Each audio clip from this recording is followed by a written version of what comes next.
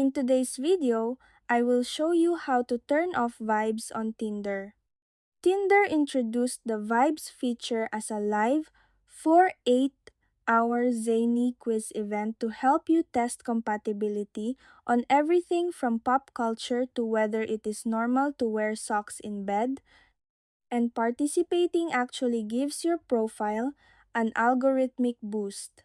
However, if you are tired of the pop-up questions and extra alerts, turning it off is quick and easy to do.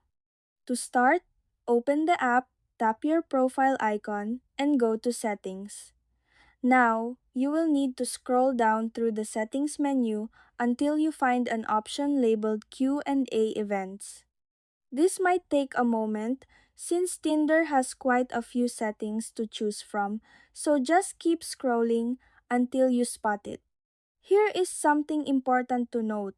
Q&A events is essentially the same feature as Vibes because Tinder sometimes uses different names for the same functionality.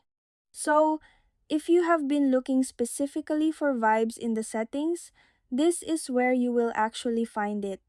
Once you have located the Q&A events section, tap on it to open it up.